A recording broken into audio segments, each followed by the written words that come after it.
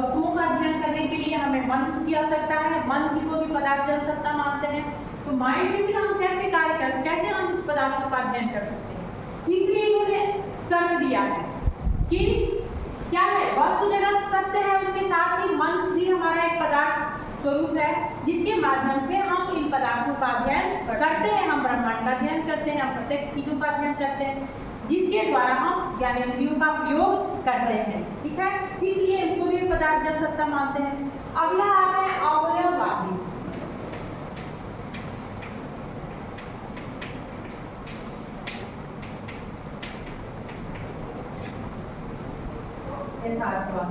अवयववादी का मतलब होता है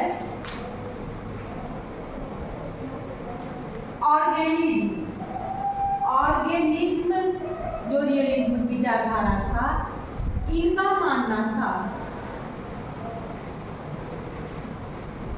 कि क्योंकि ये जो व्यवस्था है, ये जो पदार्थ, ये जो ब्रह्मांड है, इसकी रचना पदार्थों से हुई है और इसके साथ ही विभिन्न कण इसमें है ना, अणु में विभिन्न पदार्थ जो निर्मित हुआ है, एक पूरे ब्रह्मांड की रचना करते हैं, उनका विकास एक क्रमबद्ध तरीके से, एक जैसे सूक्ष्म से बड़ा की तरफ एक क्रमबद्ध रूप से हुआ। ठीक है, विभिन्न अवयववादियों का मानना है, जो ऑर्गेनिज्म जो विचारधारा है, इनका मानना है कि वस्तु की अपेक्षा वस्तुओं के निर्माण पे विशेष इनका फोकस है कि वस्तु तो है, लेकिन इस वस्तु की निर्मित कैसे हुआ है, वस्तु का निर्माण कैसे हुआ है, उस निर्माण की प्रक्रिया पर इनका ज्यादा ध्यान विचार दे देते हैं।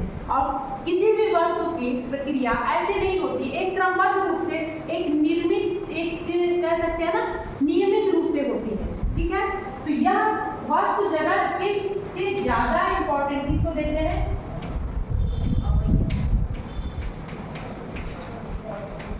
निर्माण की प्रक्रिया पर।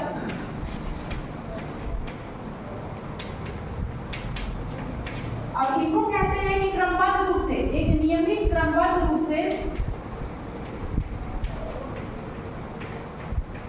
एक सृष्टि की रचना हुई है, निर्मित हुआ है, क्योंकि छोटे छोटे अणु होते हैं, फिर उसके तब उसमें कई अणुओं को मिला के बड़ा बनता है ना, तो इसलिए इनका मानना है, इसलिए ऑर्गेनिज्म जो है रियलिज्म कहा गया है। ठीक है ना, कि ऑर्गेनिक पदार्थ को मानते हैं, लेकिन पदार्थों की भी प्रक्रिया का, पदार्थों के निर्मित प्रक्रिया के स्वरूप को ज्यादा ही मानते, बन देते हैं। ठीक है, अगला आता है समाजवादी। अब इनके नाम में ही छुपा है समाजवादी अर्थात ये जो आते हैं। अब सामाजिकता, सामाजिकता,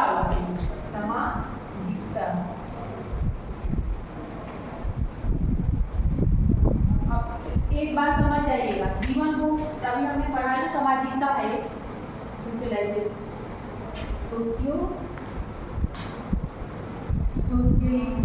सोशलिस्टिक रियलिज्म। अभी हमने पढ़ा, हम जीवन को सुखी अलग रह के नहीं बना सकते, तो सुख को भी तो व्यक्त करने के लिए समाज का होना जरूरी है। ठीक है, इन सामाजिकतावादियों का मानना है कि वास्तविक सुख हमें कहाँ से मिलेगा, समाज में। मान लो दिवाली का तुम लोग खुशी मनाए, कोई भी चीज त्योहार है, कोई अपनी खुशी को बांटने कहाँ जाओगे, बांटोगे, खुशी को भी तो बांटने के लिए कोई होना चाहिए ना। इसलिए इनका मानना है कि जीवन को सुखी हम तभी मना सकते हैं जब हम इस समाज में रहकर समायोजन स्थापित कर पाए। ठीक है, समाज में रहकर अपनी खुशी को बांट सकते हैं। खुशी को बांटने के लिए हमको समाज के अनुकूल व्यवहार करना पड़ेगा। समायोजन का मतलब क्या होता है, एडजस्टमेंट का मतलब क्या होता है, समाज की मूल्य मान्यताओं या उनकी जो विचारधाराओं को अपनाना, उनके अनुसार चलना, ठीक है ना, उनकी मान्यताओं के अकॉर्डिंग चलना। अगर उसके विपरीत व्यवहार करोगे तो समाज से निष्कासित कर दिया जाओगे। तो ये समाजवादी विचारकों का कहना है कि समाज में समायोजन स्थापित करना ही, समाज में समायोजन स्थापित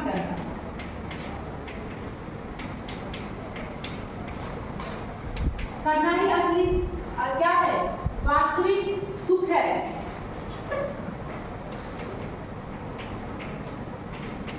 क्योंकि जीवन को सुख बनाना, जीवन में सुख प्राप्त करने के लिए ना है ये इनका मेन तो यही सिद्धांत बाद में निकल के आता है इनका, ठीक है। तो जीवन को सुखी बनाने के लिए हमें समाज में रहना है, समाज में अपने खुश रहने के लिए सामाजिक मान्यताओं को भी मानना जरूरी पड़ेगा, जरूरी है। और उसी के अनुसार हमें व्यवहार भी अपने बनाने, तभी हम सामंजस्य स्थापित कर सकेंगे। इसलिए कहते हैं समाज में सामंजस्य स्थापित करना जरूरी है। अगला आते हैं मानवतावादी यथार्थवादी।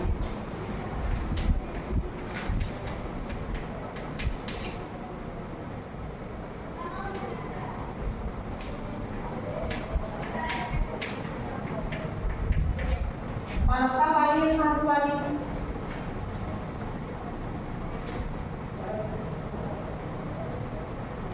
इनका मेन फोकस है मानव जीवन का मुख्य लक्ष्य है जीवन में सुख प्राप्त करना, और जीवन को सुखी बनाना ही मनुष्य का अंतिम लक्ष्य है। वही उसका जीवन का उद्देश्य है, वही ज्ञान के साधन है। ज्ञान हमारे किस लिए है? जीवन को सुखी बनाने के लिए। शिक्षा हमारे किस लिए है? जीवन को सुखी बनाने के लिए। हम शिक्षा प्राप्त क्यों कर रहे हैं? ताकि हम सुख सुविधाएं प्राप्त कर सके, ताकि हम अच्छे ज्ञान प्राप्त कर सके, हमें अच्छे व्यवसाय मिल सके, है ना। तो यही इनका लक्ष्य है कि मानव जो है, मानव जीवन को सुखी बनाए,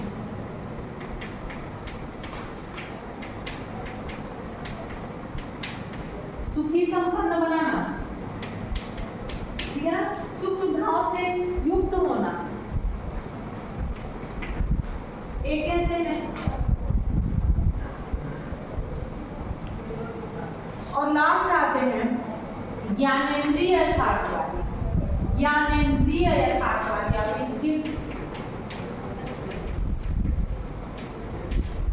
ज्ञानेंद्रिय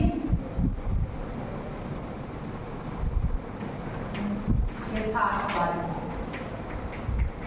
इनका क्या कहना है? अभी कहा हमने जो कि मानव जीवन को सुखी बनाने के लिए इंद्रियों का प्रशिक्षण जरूरी है ना। ज्ञानेंद्रियों का विकास होना जरूरी है। इसलिए ज्ञानेंद्रियों के वास्तव में क्या कहना है कि वास्तविक सुख वास्तविक ज्ञान से ही प्राप्त हो सकता है। और वास्तविक ज्ञान प्राप्त कैसे होगा? ज्ञानेंद्रियों के प्रशिक्षण के माध्यम से, ठीक है। इसलिए इसे ज्ञानेंद्रिय यथार्थवादी कहा गया है। समझ में आया? अब यही इनका तत्व है। तत्ववादी विचारधारा भी कह सकते हैं। 7 विचारक जो विचारकों ने दिया है, सबने अपने अपने तरह से, और इनके अलग अलग विचारक हैं।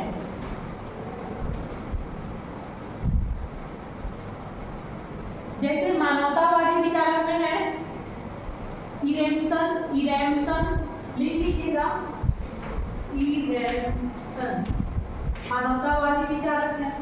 इरेमसन, रैबले इसी में है, मानवतावादी रैबले।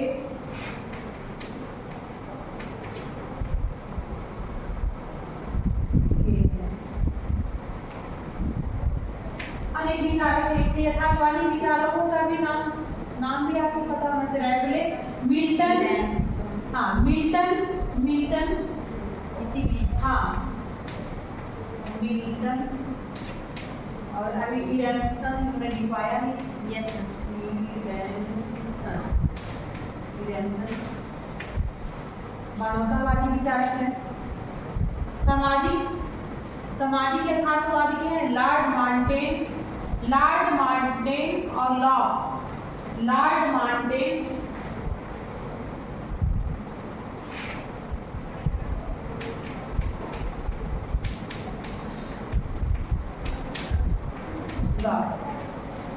ठीक है।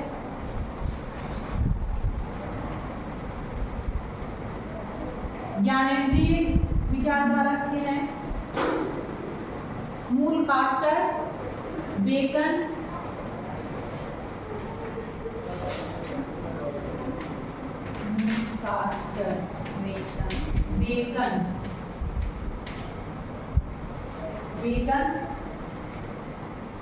रटके,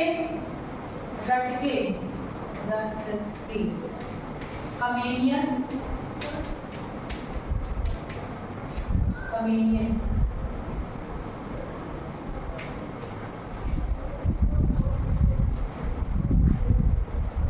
कमेनियस है।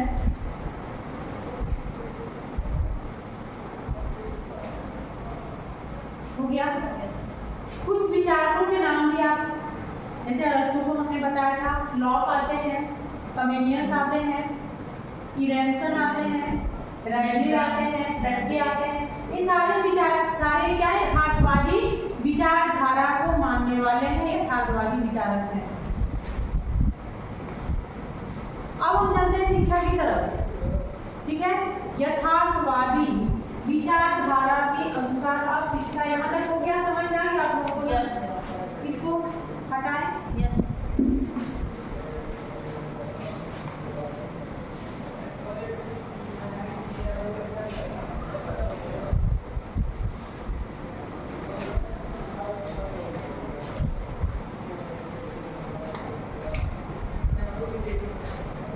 शिक्षा की तरफ चलते हैं।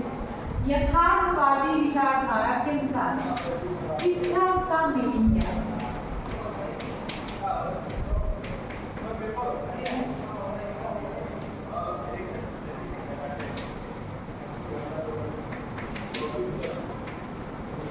हम मीनिंग ऑफ एजुकेशन क्या हो सकता है?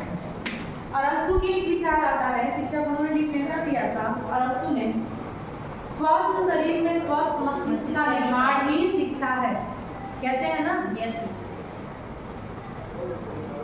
अरस्तु के अनुसार तो शिक्षा क्या है? हमारे लिख लीजिएगा विचार अरस्तु के अनुसार।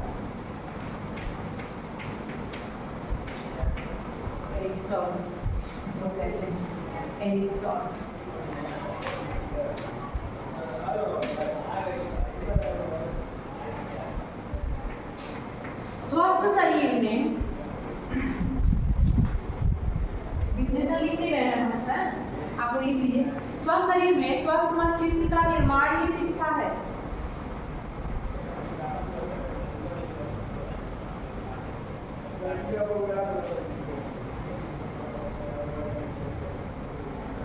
वही कमेनियस के अनुसार, इनके दार्शनिक का कमेनियस, कॉमेनियस,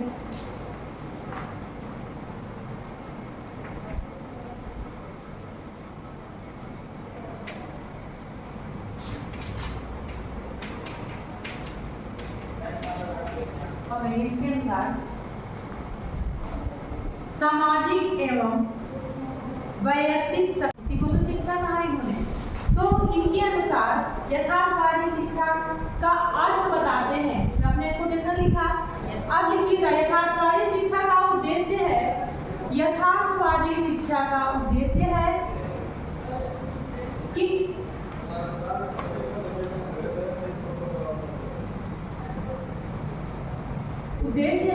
जीवन की वास्तविक परिस्थितियों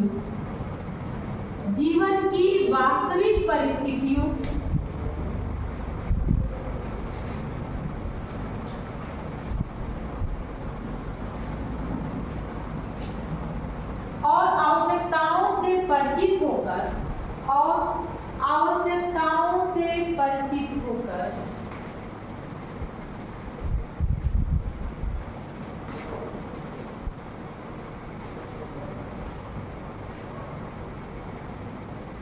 ऐसी शिक्षा की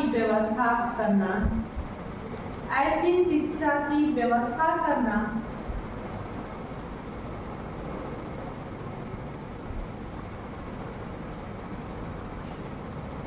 कि व्यक्ति उसे पाकर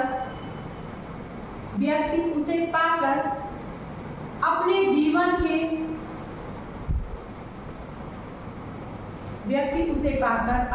जीवन के सुख साधनों को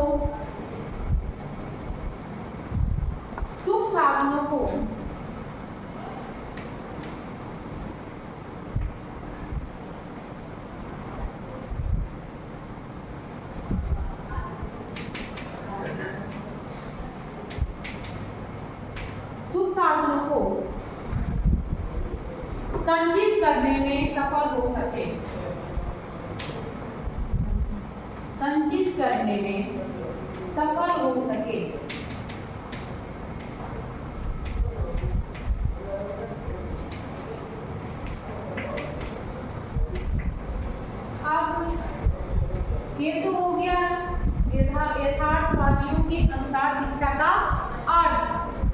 शिक्षा का सबने अपने अपने तरीके से दिए हैं। आप देख रहे होंगे इसमें हर पेपर में आप शिक्षा की मीनिंग सबके अकॉर्डिंग पढ़ रहे हैं। जैसे हमने आदर्शवादियों के अकॉर्डिंग पढ़ा शिक्षा का मीनिंग, अध्यात्म को प्राप्त करना है ना, और अंतिम लक्ष्य क्या है, मानव जीवन को क्या है, मुक्ति प्रदान करना है ना, तो मोक्ष प्राप्त करना। यहाँ इनका क्या है, अब उन्हीं के आधार पर इनके शिक्षा का उद्देश्य क्या है, जीवन को सुखी बनाने में हम सफल हो पाए, अपने ज्ञानेंद्रियों का विकास कर पाए, ऐसी शिक्षा की व्यवस्था की जाए। अब इनका शिक्षा का उद्देश्य क्या होगा, ऐसे जीवन को सुखी बनाना, ठीक है ना। और जीवन को सुखी कैसे बनाएंगे, ज्ञानेंद्रियों के माध्यम से, तो ज्ञानेंद्रियों का प्रशिक्षण भी जरूरी है ना। ज्ञानेंद्रियों का प्रशिक्षण करना, ज्ञानेंद्रियां हमारा तभी शुद्ध रहेंगी, तभी कहा ना, तभी अर्थ है कि स्वस्थ शरीर में स्वस्थ मस्तिष्क का विकास होता है, तो शरीर भी स्वस्थ रहना चाहिए, है ना। इनके शिक्षा का उद्देश्य क्या हो जाएगा, शारीरिक विकास, मानसिक विकास और ज्ञानेंद्रियों का प्रशिक्षण, जीवन को सुखी बनाना, व्यवसायिक विकास, क्योंकि व्यवसायिक प्रशिक्षण लेंगे तभी तो हम सुख सुविधाओं से लैस होंगे, सुख सुविधाएं इकट्ठा कर सकते हैं। तो व्यवसायिक प्रशिक्षण, ये सारे इसके इनके उद्देश्य हैं, समझ में आया। इन्हीं के अकॉर्डिंग उद्देश्य आप निश्चित कर सकते हैं।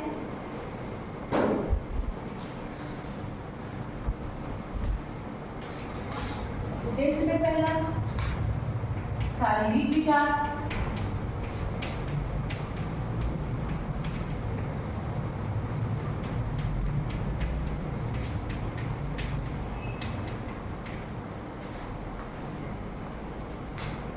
व्यवसायिक, हाँ, मानसिक शक्तियों का, शारीरिक शक्तियों का विकास, मानसिक शक्तियों का विकास है, शक्तियों का विकास,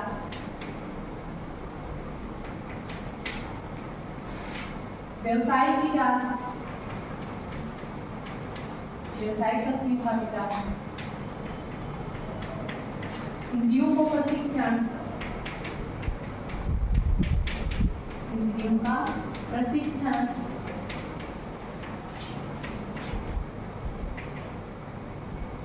जीवन को सुखी बनाना,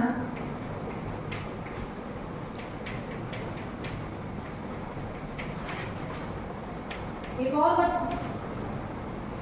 बनाने के लिए इंद्रियों के प्रशिक्षण के साथ एक और बात क्या है, समाज में समायोजन करना, तो सामाजिक विकास है ना।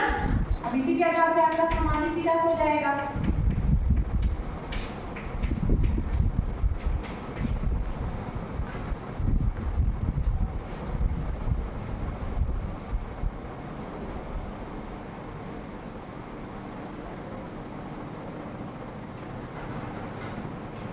ये इनका जो है दृष्टिकोण क्या है, वैज्ञानिक दृष्टिकोण है, क्योंकि प्रत्यक्ष जो चीजें हैं जिसको हम प्रूफ कर सकते हैं, जिनको हम साबित कर सकते हैं, जिसको सत्यता की जांच कर सकते हैं, वही सत्य है।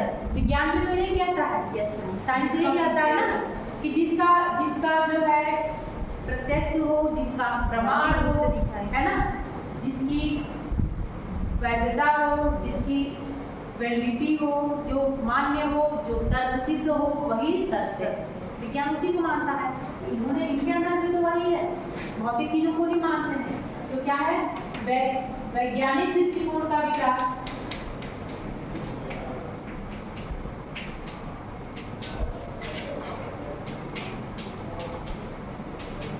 या कह सकते हैं हम कि वैज्ञानिक दृष्टिकोण पे ज्यादा बल इनका है। और एक और चीज ये है जो मैं मिस कर रही हूँ, प्राकृतिक ज्ञान भी, भौतिक चीजों का ज्ञान भी, और ज्ञान के लिए क्या है, इंद्रियों का विकास। अभी हमने बताया इंद्रियों का प्रशिक्षण, ये क्या होगा, भौतिक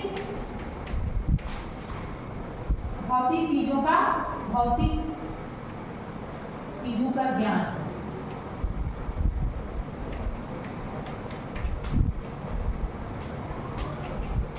ज्ञान प्राप्त करना, उसके लिए भी शिक्षा का उद्देश्य है।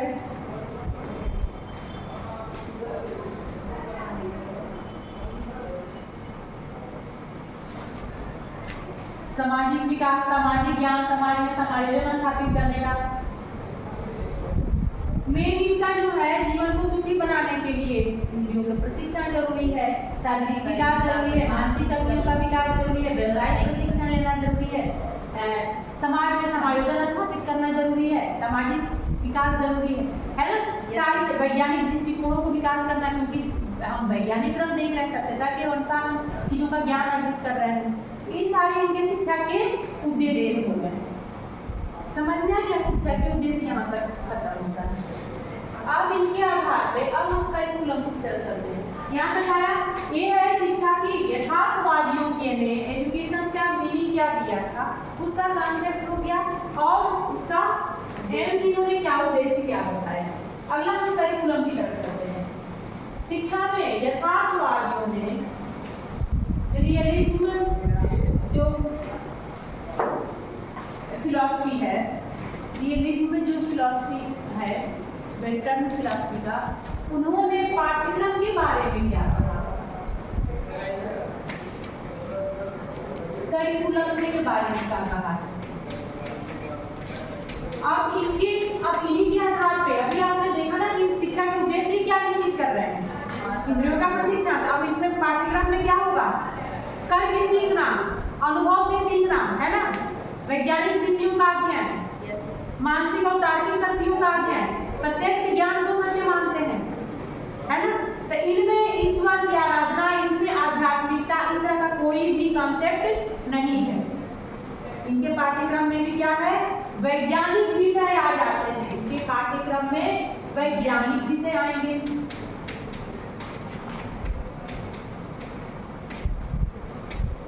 वैज्ञानिक विषयों का अध्ययन करते हैं। वैज्ञानिक विषय में क्या है, विज्ञान, गणित,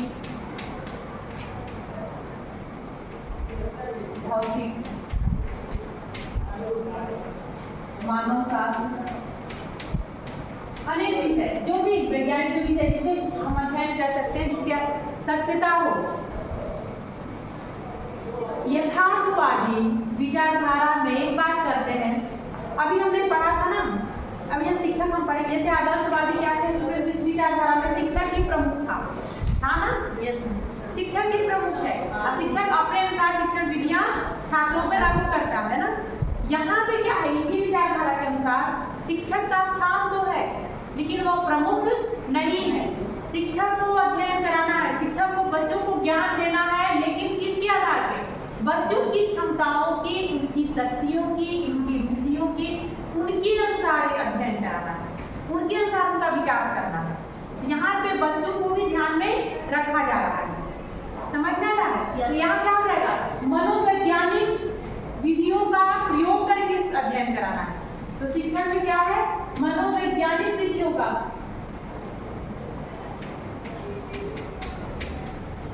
मनोवैज्ञानिक विधियों का प्रयोग करते हैं। मनोवैज्ञानिक विधि क्या कहता है, रुचि के साथ सीखना, छात्र को उस विषय में रुचि होनी चाहिए, छात्रों को उस जो विषय है उनकी योग्यता होनी चाहिए, सीखने के योग्य हो, छात्र उसकी क्षमता हो, छात्र का जो है आवश्यकता हो उस विषय को सीखने की, तभी तो सीखेंगे। ये मनोविज्ञान कहता है। तो मनोवैज्ञानिक विधियों का प्रयोग किया गया है। यथार्थवादी वैज्ञानिक विषयों को एवं प्रयोगशाला पर विशेष बल देते हैं, प्रयोग करके सीखना। वैज्ञानिक विषय के साथ ही ये प्रायोगिक विषयों पर विशेष बल देते हैं।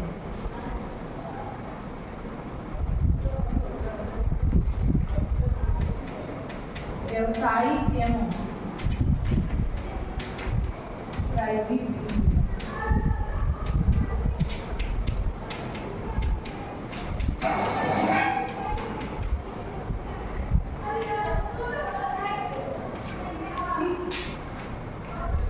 विषयों को महत्व देते हैं। अब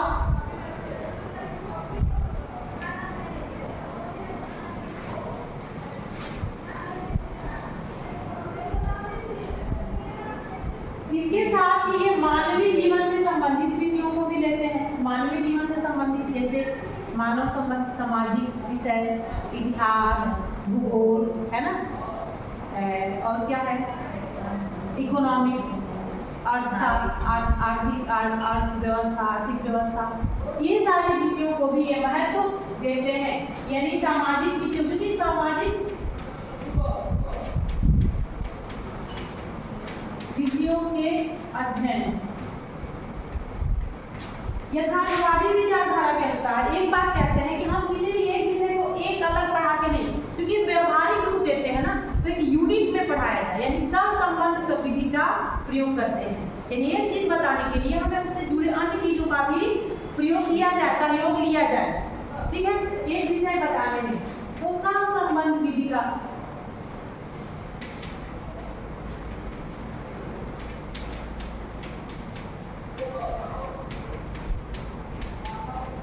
सहसंबंध विधियों का प्रयोग करते हैं।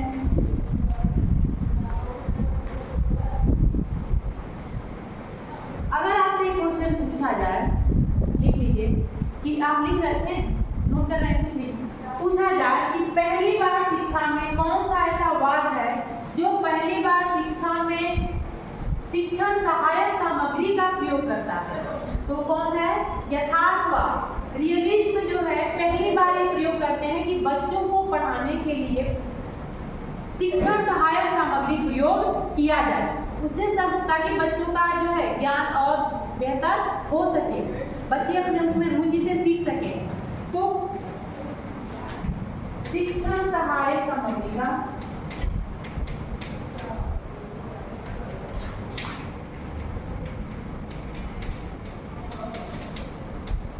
प्रयोग, आइए डीएससी क्वेश्चन एक है, पहला दर्शन है भारत विश्व में पहला एक दर्शन है जिसने पीरियड की बात जो वर्तमान में आज किया जा रहा है, शिक्षण सहायक सामग्री का प्रयोग करके शिक्षण देने की बात कही है, इनके सिद्धांत से ही आया है।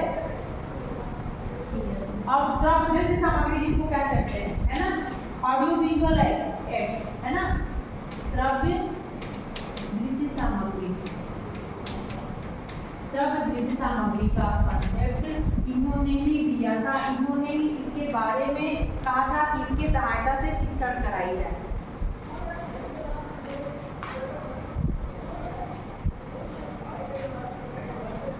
इन्होंने शिक्षण सूत्रों का भी प्रयोग किया था।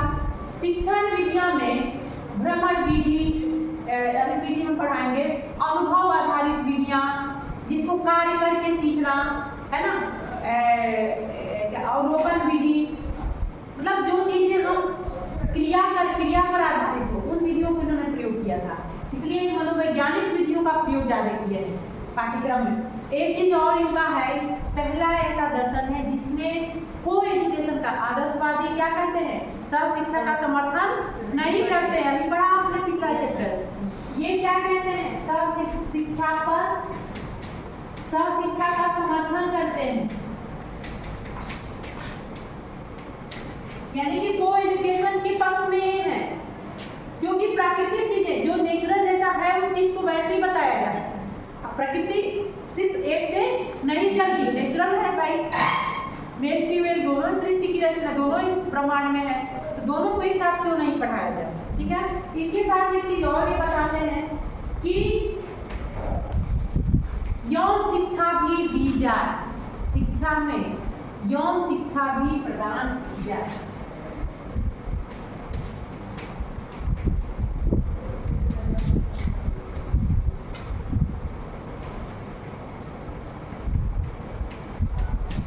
यौन शिक्षा देने की बात करते हैं। पाठ्यक्रम में इन्होंने वैज्ञानिक विषयों को, क्योंकि जीवन को सुखी बनाना है, विज्ञान को भौतिक चीजों को मानते हैं, तो वैज्ञानिक विषयों को इन्होंने महत्व दिया है। दूसरी बात, विज्ञान तक जो भी शास्त्र विषयों को दिया है, वैज्ञानिक विषयों का प्रयोग करते हैं शिक्षा में, व्यवसायिक और प्रायोगिक विषय प्रयोग करते हैं, क्योंकि प्रयोगशाला वगैरह का भी ये प्रयोग करते हैं, करके सिखाया जाता है, ठीक है। सामाजिक विषयों का भी अध्ययन पे जोड़ देते हैं, क्योंकि समाज में रहना है, सामाजिक चीजों को भी जानना जरूरी है। अब बाकी सहसंबंध करके विषय को एक यूनिट में पढ़ाया, एक बंध में पढ़ाया, है ना। इसकी बात करते हैं, विषयों को साथ जोड़ते हुए पढ़ाते हैं। सहसंबंध विधि का भी एक तरह से उन्होंने शुरुआत की। और शिक्षण सहायक सामग्री यानी ऑडियो विजुअल एड्स पहली बार इन्होंने शिक्षा में प्रयोग किया है। ये औसत शिक्षा का इन्हें समर्थन करते हैं और यौन शिक्षा देने की बात करते हैं। ठीक है, ये हो गया पाठ्यक्रम। अब अगला आते हैं टीचिंग मेथड पे। यथार्थवादियों के अनुसार टीचिंग मेथड क्या है? शिक्षण विधियां, इन्हीं पर आधारित इनकी शिक्षण विधियां भी हैं।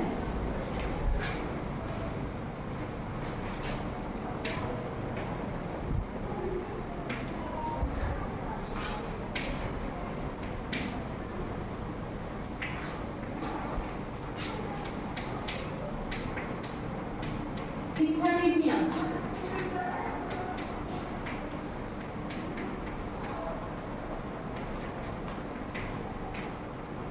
क्योंकि ये यथार्थवादी जो है वास्तविक चीजों पर, प्रत्यक्ष चीजों का ज्ञान पे विश्वास करते हैं।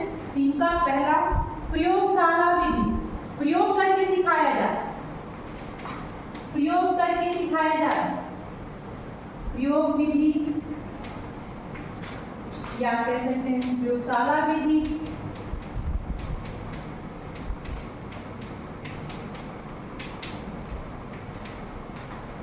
एक्सपेरिमेंटल मेथड इसको कहेंगे या लेबोरेटरी मेथड। ठीक है, प्रयोगशाला श्रव्य दृश्य साधन का प्रयोग, श्रव्य दृश्य साधन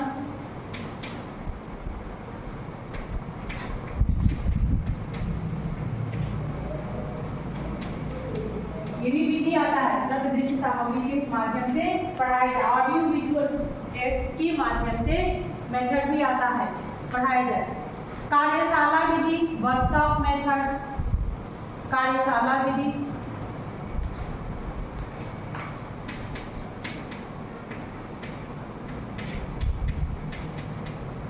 वर्कशॉप मेथड। अगला आता है अनुभव द्वारा अधिगम। इसी के आधार पर वो करिकुलर एक्टिविटीज के पक्ष में है। अनुभव द्वारा सीखने के वजह से एक को करिकुलर एक्टिविटीज को भी क्या करते हैं? समर्थन करते हैं, प्रमोट करते हैं, इसको भी बढ़ावा दिया जाए। शिक्षा अनुभव द्वारा अधिगम कराया जाए। शिक्षण उपकरणों का प्रयोग किया जाए। शिक्षण में उपकरणों का प्रयोग, शिक्षण उपकरणों का प्रयोग।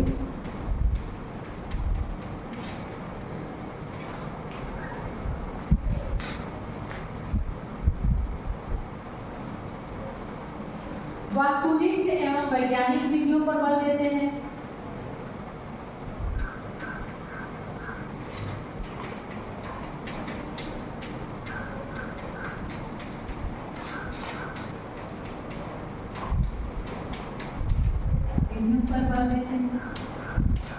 वस्तुनिष्ठ क्योंकि सामने वस्तु इनका है, पदार्थ को जो सामने प्रत्यक्ष है, जो यथार्थ है, उस चीज को मानते हैं। इनकी विधियां क्या है? वस्तुनिष्ठ है, जो सही है उसी को, उसी पर आधारित अध्ययन कराया जाए। ठीक है, वस्तुनिष्ठ विधि को। यह पाठ्य सहगामी क्रियाओं पर भी बल दे, नोट करते जाएगा। पाठ्य सहगामी क्रियाओं को महत्व,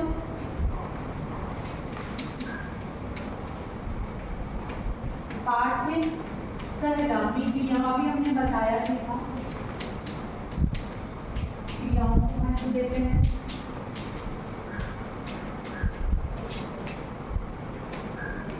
पाठ्य सहगामी क्रियाओं को महत्व देते हैं।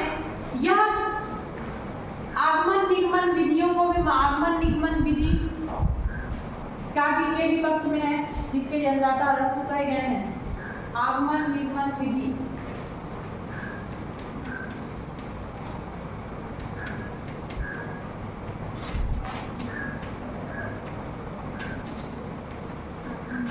आगमन निगमन विधि का प्रयोग करते हैं। सहसंबंध विधि हमने अपने पाठ्यक्रम में लिखा। सहसंबंध विधियों,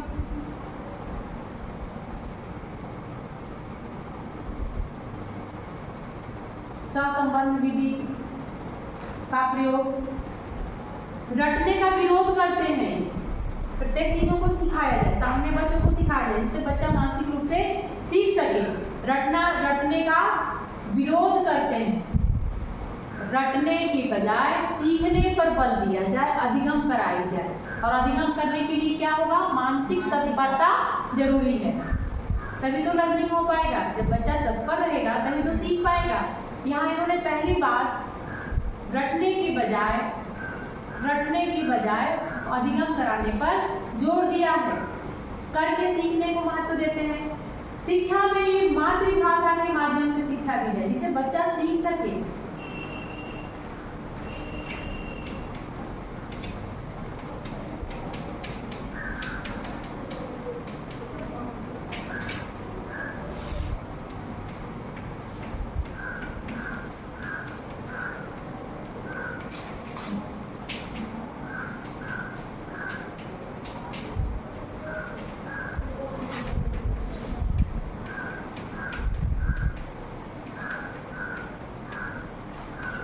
सहसंबंध विधि का प्रयोग पाठ्यशाला में क्रियाओं को महत्व दिया है। आगमन निगमन विधि जिसकी चर्चा है। मातृभाषा में शिक्षा दी जाए, रटने की बजाय अधिगम पे बल दिया जाए, सहसंबंध विधि का प्रयोग किया जाए और भ्रमण, इस तरह की विधियां, भ्रमण विधि, अवलोकन विधि है ना, निरीक्षण विधि, देशांतन विधियों को प्रमुख किया जाए।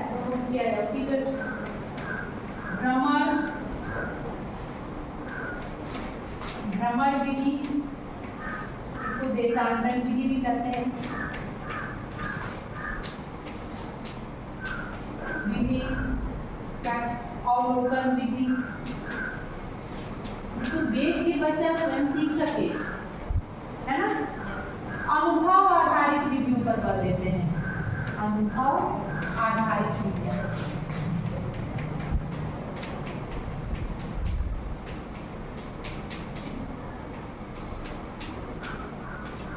अनुभव आधारित विधियों पर बल देते हैं, ठीक है। ये है पाठ्यक्रम में इन्होंने शिक्षण विधियां। अब एक लाइन में शिक्षण विधियां हो गया, पाठ्यक्रम और शिक्षण। अब एक लाइन में शिक्षक के बारे में जान लें। अभी हमने बताया कि शिक्षक को क्या मानते हैं। आदर्शवादी है, यथार्थवादी जो है, शिक्षक को स्थान तो देते हैं, शिक्षक का स्थान है इनके नजर में, लेकिन शिक्षक क्या है? शिक्षक ऐसा हो, क्योंकि शिक्षक बच्चों को ज्ञान देने वाला है। शिक्षक के व्यवहार का ही छात्र अनुकरण करते हैं, तो शिक्षक सर्वज्ञाता हो, सब जानने वाला हो, ठीक है ना। साथ ही शिक्षक को प्रशिक्षण भी प्राप्त किया हो, प्रशिक्षण पे भी महत्व देते हैं। प्रशिक्षण प्राप्त शिक्षक हो,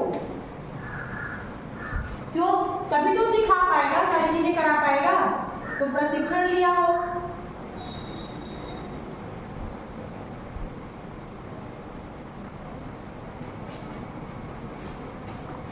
शिक्षक क्या स्थान क्या है?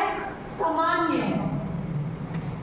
क्या है? सामान्य है, न बहुत स्थान ऊपर दिया है, न बहुत नीचे गिराया है, ठीक है।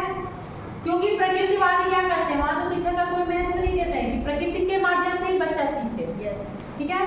प्रयोजनवादी कहते हैं कि शिक्षक क्या है? एक पथ प्रदर्शक हो, बस बैठा है, बच्चा को जब कठिनाई आए तो बस उसको एक रास्ता दिखा दे, रास्ता बच्चा रास्ते पर खुद चले, एक लेकिन यहाँ इन्होंने स्थान तो दिया है, लेकिन शिक्षक क्या है? शिक्षक अपने ज्ञान से बच्चों की आवश्यकताओं के अनुरूप उनके शिक्षा ज्ञान प्रदान करे, ठीक है। तो बच्चों को आवश्यकता के अनुसार ज्ञान प्रदान करने वाला करे कौन? शिक्षक।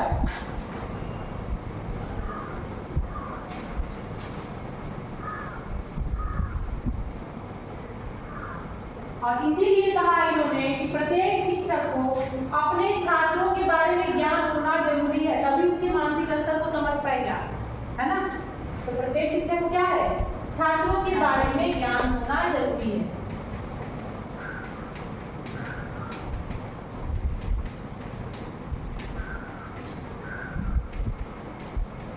कि छात्र क्या सीखना चाहता है, कितना सीखना चाहता है, उसकी आवश्यकताएं क्या है, ये सब जानेगा तभी तो कर पाएगा। ये तो गया शिक्षक की बात। अब हम छात्र से आते हैं छात्रों को इन्होंने, लॉक ने कहा है छात्र एक कोरा स्लेट के समान है, खाली कोरा स्लेट मतलब जिसमें कुछ नहीं लिखा है। छात्र एक मिट्टी, कच्चे मिट्टी के समान है। अब उसको गढ़ने का काम कौन करता है? शिक्षक करता है। उन्होंने एग्जाम्पल देते हुए, जैसे शिक्षक जैसा चाहेगा छात्र को वैसा बनाएगा, इसीलिए शिक्षक को एक प्रशिक्षित होना चाहिए। ये बात यथार्थवादी कहते हैं। ठीक है, इनका आधुनिक विचारधारा है तो पश्चात वेस्टर्न फिलॉसफी के प्राचीन विचारधारा है, लेकिन क्या है, आधुनिक विचार इन्होंने दिया था। ठीक है, इनका जो है एक तरह से वैज्ञानिक विचारधारा है। छात्र क्या है? छात्र एक लॉक का विचार है। छात्र लॉक ने कहा था कि छात्र एक कोरी कागज, कोरा स्लेट है, कोरा स्लेट है, छात्र एक कोरी स्लेट के समान है। वैसे इनका भी मानना है कि बालक एक कच्चा मिट्टी के समान है, जैसा शिक्षक वातावरण देगा वैसे ही बालक बनेगा। बालक एक पेड़ झाड़ी के समान है, उसकी झाड़ी में जैसे सुधारोगे, जिस तरह टहनी पकड़ाओगे वैसे आगे सपोर्ट लेके बढ़ते जाएगा। ठीक है, एग्जाम्पल छात्र का। अब इनके विद्यालय के बारे में इनका क्या थॉट है? विद्यालय के बारे में क्या कहते हैं? विद्यालय का स्थान प्रमुख है, क्योंकि विद्यालय के माध्यम से ही बच्चों को हम प्रशिक्षित, हम ज्ञान अर्जित करा सकते हैं। ठीक है, विद्यालय का स्थान ये प्रमुख स्थान देते हैं। विद्यालय को प्रमुख स्थान दिया है इन्होंने। विद्यालय का स्थान महत्वपूर्ण है,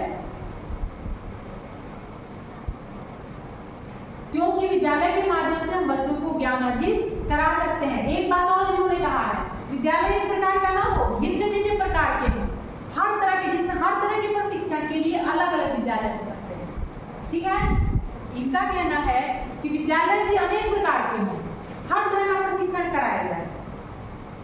बहुत बहुत बहुत तरह के विद्यालयों की बातें करते हैं। साथ में हमने बताया था सह शिक्षा का समर्थन करते हैं।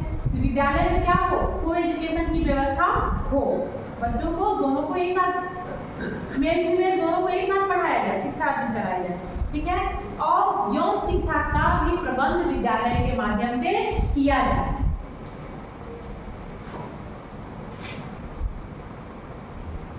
अब थोड़ा सा डिसिप्लिन पे आते हैं हम। ठीक है, अनुशासन। अभी तक ये हमने पढ़ लिया, शिक्षक का भी हो गया, छात्र का भी हो गया। अब शिक्षक छात्र संबंध क्या हो जाएगा? शिक्षक एक ज्ञानदाता है, छात्र जो सीखने वाला है।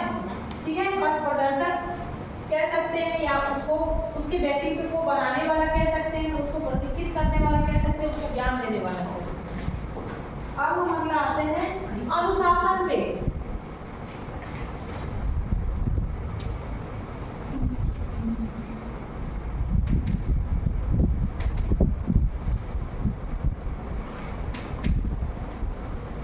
अनुशासन के बारे में इनका कहना है,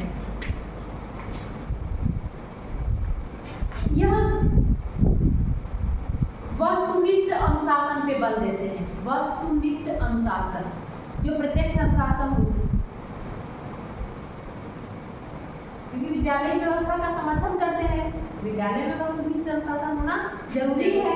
साथ है, क्योंकि विद्यालय का वातावरण अनुशासित नहीं रहेगा तो शिक्षण प्रक्रिया सही से नहीं चल पाएगा, सीख नहीं पाएगा, उसके लिए जरूरी है।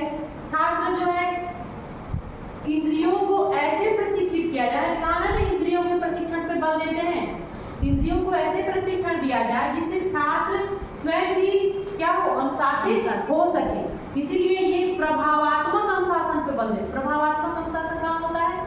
शिक्षक के प्रभाव से, व्यवस्थाओं के प्रभाव से, विद्यालय के संगठन के प्रभाव से छात्र अनुशासित रहे। ठीक है, तो प्रभावात्मक अनुशासन पे बल देते हैं। प्राकृतिक परिणामों के आधार के अनुसार अनुशासन पे बल देते हैं। एक सामाजिक नियमों के अनुरूप अनुशासित रहना चाहिए, ये बातें मानते हैं। मुक्त्यात्मक अनुशासन हो, जहाँ पे फ्री हो, बच्चे जो है उन प्रभाव से स्वयं अपने अनुशासन में रहें।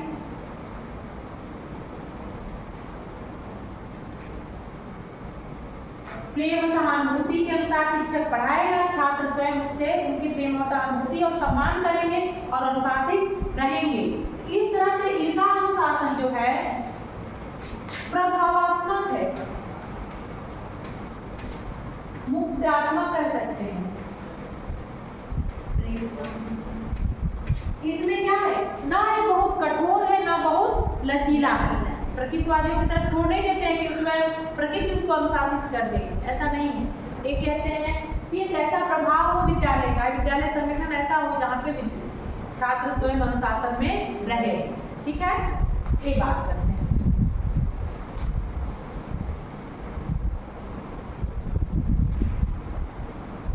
अब इनके आधार पे हमारा लास्ट और अंतिम की तरफ चलते हैं।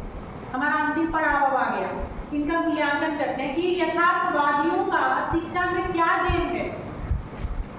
शिक्षा में क्या क्या चीजें जो है यथार्थवादी विचारधारा का हम उपयोग कर सकते हैं शिक्षा में। शिक्षा में इसके मेरिट क्या है, इसके मेरिट क्या क्या है, इसकी विशेषताएं क्या है। सबसे पहली बात, प्रत्यक्ष ज्ञान को मानता है, जीवन को सुखी बनाने की बात करता है। यह जो तत्कालीन विचारधारा एक तरह से है ना, हम आज वर्तमान को सही बनाए, मानव जीवन को सुखी बनाने की बात करता है, इंद्रियों के प्रशिक्षण पे बल देता है, एक शिक्षित और प्रशिक्षित अध्यापक की बात करता है ना। ये भी कहीं ना कहीं इसके, क्योंकि प्रशिक्षित अध्यापक की विद्यालय संगठन सुनियोजित और संगठित हो, ये भी इसके जो है वर्तमान में इसका प्रयोग हम कर सकते हैं। कौन कौन से ऐसे तत्व हैं यथार्थवादियों के जो हम वर्तमान में उसको अप्लाई कर सकते हैं, उसको एप्लीकेशन में ले सकते हैं, उसको प्रयोग में ले सकते हैं। ठीक है, अनुशासन भी है कि न बहुत कठोर है न बहुत लचीला है। ठीक है, और ज्ञान इनका क्या है, जीवन के लिए है। शिक्षा क्या है, जीवन के लिए है। यही आज के वर्तमान में क्या यथार्थ है, देख सकते हैं कि शिक्षा हमारा ऐसा हो जो हमारे ज्ञान के लिए हो, जो हमें ज्ञान दे, जो हमारे प्रशिक्षित कर सके, जो हमें जीने के लिए सही दिशा दे। यही तो है शिक्षा, उसकी बात करते हैं। ये सारी इनकी मेरिट्स हैं, सारा इनका कह सकते हैं ना। हाँ, मनोवैज्ञानिक विधियों का प्रयोग करते हैं। शिक्षण विधियां इनका क्या है, अनुभव पर आधारित है, क्रिया पर आधारित है, सब शिक्षा को महत्व देते हैं, है ना। यौन शिक्षा जो आज का मतलब वर्तमान में दिया जा रहा है, ये तब बात किए थे, यौन शिक्षा को महत्व दिया इन्होंने, वस्तुनिष्ठ अनुशासन में बल दिया। ये सारे इनकी शिक्षा के महत्व भी दिया है, बहुत ज्यादा ना कठोर बनाया ना बहुत ज्यादा लचीला बनाया है। लेकिन कुछ कमियां इसकी है कि जैसे अध्यात्म को भी कहीं ना कहीं हम बिल्कुल नकार देते हैं। ठीक है ना, क्योंकि सांस्कृतिक विकास की हमारी संस्कृति, हमारा कल्चर, हमारे आदर्श, हमारी नैतिकता, ये सब भी तो शिक्षा में मायने रखते हैं। है ना, इनकी ये बात नहीं करते। दूसरी बात, इनके पाठ्यक्रम बहुत विस्तृत है, बहुत चीज़ों का इन्होंने अध्ययन कराया है, तो ये बहुत बड़ा भी नहीं हम कर, ये भी कहीं ना कहीं कमी कह सकते हैं। ठीक है, इसके क्या हो गए मूल्यांकन। मेरिट इसके बहुत ज़्यादा है। यथार्थवादी आज की वर्तमान शिक्षा पद्धति में कहीं ना कहीं इनके बहुत सारे विचारों को हम अप्लाई कर सकते हैं, उसमें प्रयोग कर सकते हैं। ठीक है, इसकी विचारधारा, लेकिन इनकी कुछ कमियां तो हर सिस्टम में होता है, वैसे इनकी भी कुछ कमी है। आदर्श चरित्र आज की शिक्षा क्या है, शिक्षा के उद्देश्य हमारा जो वर्तमान में है तो शारीरिक नैतिक सारी विकास होना चाहिए ना। महात्मा गांधी ने क्या कहा, शिक्षा से हमारा अभिप्राय शरीर मन और आत्मा सबके विकास के है ना, तो सारी विकास की बात होनी चाहिए। लेकिन इन्होंने बस सिर्फ प्रत्यक्ष चीजों को माना, सिर्फ वही चीजों को जीवन को सुखी बनाना नहीं है। अगर सारे लोग सुखी बनाए तो आदर्श होना चाहिए, एक ऐसा चरित्र भी होना चाहिए जो समाज में आदर्श स्थापित कर सके, है ना, बैलेंस बना के चले, उसको इन्होंने स्थान नहीं दिया। इसकी कमियां यस। ठीक है, यहाँ हमारा यथार्थवाद समाप्त होता है। इसमें हमने सारी चीजें पढ़ ली हैं। ठीक है, यथार्थवाद का टोटल चीजें हमने पढ़ा। आज यथार्थवाद खत्म, हमारा चैप्टर खत्म। ठीक है, आज के लिए इतना। Thank you.